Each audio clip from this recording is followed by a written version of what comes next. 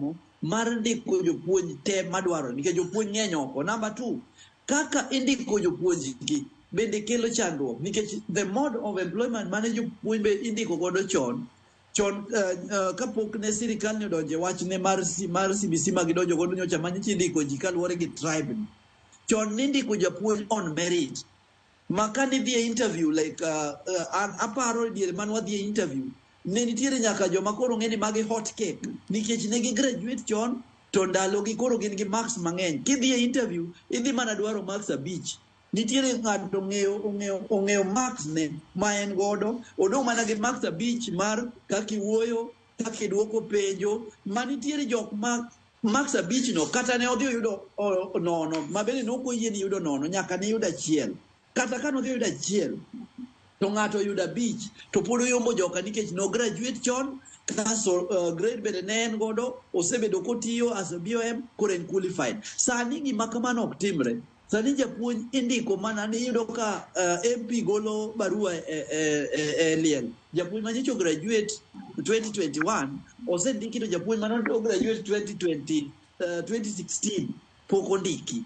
Chandruok ma wabedo godo koro nikech yudo ka japuonj struggle, thagore, mosomo, obudho oko, koro indike kaka JSS. To japuonj ma graduate 2021 ma pok kata kopuonjo graduate 2023 pok kata kopuonjo as BOM osendiki. So why interfere gi kaka education ne chalo to an extent ma koro kata na delivery of content is interfered with. Wa waste nyithindwa, watimo marach ne jopuonj, to jopuonj bende wasando. Japuonj osethagore mo graduate mosomo, japuonj moro ne ndiko kata Facebook nyoro osomo o graduate, in fact sombe no somo kaka parallel villagers jogwenge mane chulo ne fee ko graduate sani endi odhie as an intern ondiko kaka otemo mondo kony nyithindo gi mondo at least orie CBC. Sama pod gi fight mondo at least omigi pesa maber, osechwade gi barua mar riembe tich. Which ma sirikal aina mane ma wan god. En wadwaro ni mondo ji opuonj nyithindo somo, koso wadwaro mondo watiek wach somo ni walor skunde gi mondo ji dala ng'ato manyore.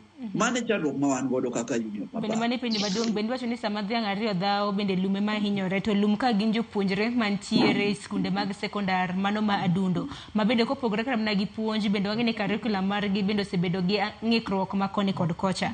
Zablon kapo nono ni nitiere kata mana kwa dhi nyime nikech ing'isa ni Zablon bende nitiere gi mi achitnade ma koni kod kocha e yor tudruok. Opolo iwacho kanyo ni nyaka sani king'iyo kata mana jopuonje ichulo kanyo osara mano mar siling 34,000, interns ichulo nus mano siling 17,000. Koro kaluwore kod dwaro mar ndiko jopuonje tich, dibed ni kaluwore kod in kaka koro jalup jagoro mano mar Kupete kaunti ma Kilifi, ineno nang'o? Ineno ni omed jopuonje mago mindiko koso jopuonje mantiere ema koro ochulo osara mowinjore? Nikech kiwinjo kata mana pok mar omenda kosechiw kanyo mano ne duol mar TSC, in inene nade? Nikech nyaka sani king'iyo kata mana manifesto mar Kenya Kwanza, jopuonje mane nego bende ndiko e tich e dwe mokwongo madirom 26,000 bende pok ondiki. Gino maro ni biro bed kindikogi e chak mano mar hik omenda mar higa mar 2024-2025 machako dwe mar 7 mar higa ne.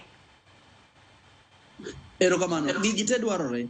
Number 1, jopuonj onego chul pesa gi kaka winjore, onego med gi pesa. Ma bende wasebedo ka wayuak kendo wago koko pile ka pile ni jopuonj chulo marach, onego med gi pesa. Jopuonj mosendiki.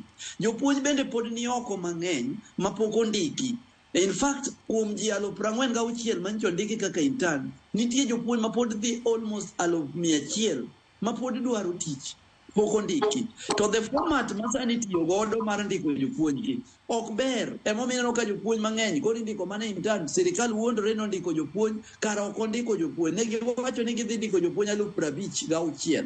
Pok gindiko jopuonj go.